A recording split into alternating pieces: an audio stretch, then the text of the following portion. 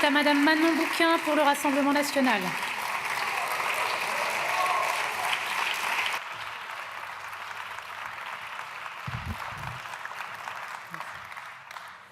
Madame la Présidente, Monsieur le Ministre, Messieurs les rapporteurs, chers collègues, la France traverse une crise budgétaire dont la gravité est comparée à celle de l'après-guerre.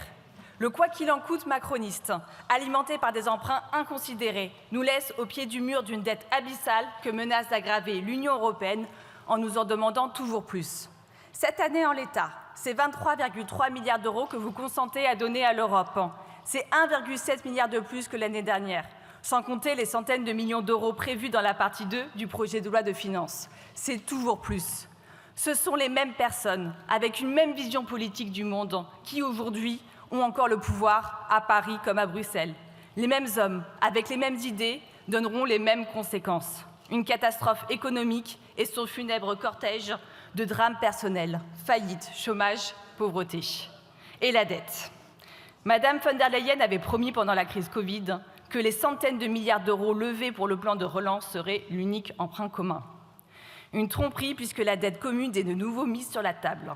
Et du déficit en plus, alors qu'il faudra augmenter la contribution de l'Union à l'Union de 2,5 milliards par an dès 2028 pour rembourser les précédents emprunts, sans compter les intérêts. Si seulement Bruxelles soutenait véritablement la France. Mais non, le plan de relance n'a d'ailleurs bénéficié qu'à hauteur de 40 milliards d'euros à la France, alors qu'elle est caution pour plus de 70 milliards de l'emprunt qu'il a permis. Le plan REPowerEU exclut même la filière nucléaire du financement des projets d'énergie décarbonée. Une manière détournée de contraindre à l'alignement sur les diktats énergétiques et les prix de l'électricité allemand qui ont causé l'explosion des factures en 2022. Un coup de poignard pour nos industries qui n'ont plus les moyens de produire. Un drame pour les Français qui ne peuvent plus se chauffer. L'Union européenne, c'est aussi 42 accords de libre-échange regroupant 74 pays sur l'ensemble des 5 continents. Pourtant, personne ne dira que l'industrie ou l'agriculture européenne vont bien. Mais bien sûr, toujours aucune remise en cause. Alors que tous en France souhaitent arrêter le Mercosur, la Commission européenne continue ses négociations. C'est une trahison des peuples et un désaveu pour la France. Et ce n'est pas la politique agricole commune qui compensera la mort progressive de notre souveraineté alimentaire.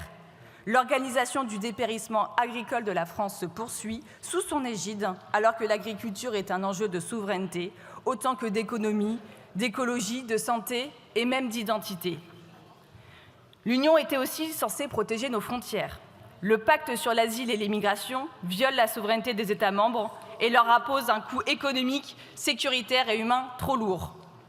Pendant ce temps, Bruxelles dépense l'argent du contribuable dans une aide publique au développement, loin de nos territoires, loin de nos intérêts, et parfois même de l'intérêt de ceux qui sont censés la recevoir. Ainsi, cette Europe, ardemment soutenue par certains d'entre vous, collègues, aspire à toujours plus d'intégration et de contrôle. Et malgré le fait que ce fédéralisme soit déjà mis en échec par la réalité, vous percevez à vouloir lui transférer toujours plus de pouvoir dans une fuite en avant irrépressible. Le rapport Draghi, salué par Madame von der Leyen, dessine un plan à 800 milliards d'euros d'investissements supplémentaires par an. Des objectifs de dépenses qui sont bien éloignés des injonctions que nous assène cette même Union européenne. Il serait financé par de nouvelles ressources propres, soit en bon français des taxes et des impôts supplémentaires, sans compter la dette. Ce sont les mêmes idées folles qui, à Paris, ont mis la France dans la situation dramatique que nous connaissons et qui, à Bruxelles, ont l'outrecuidance de placer notre France en procédure de déficit excessif. Mes chers collègues, c'en est assez. Nous n'avons ni l'argent, ni le temps pour des folies contradictoires et étrangères à nos intérêts.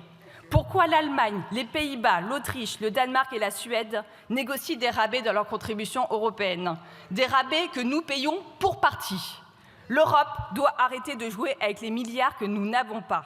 C'est pourquoi nous proposons un amendement visant à revenir au budget européen de 2023 qui permettrait de dégager dès cette année 5 milliards d'économies pour les Français. La seule Europe qui aidera les peuples, c'est celle qui respectera la souveraineté des nations.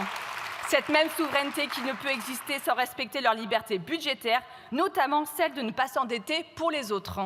Les Français ont montré leur volonté de changement en ayant placé très largement en tête la liste du Rassemblement national aux élections européennes. Écoutez donc leur désir d'alternance. Je vous remercie.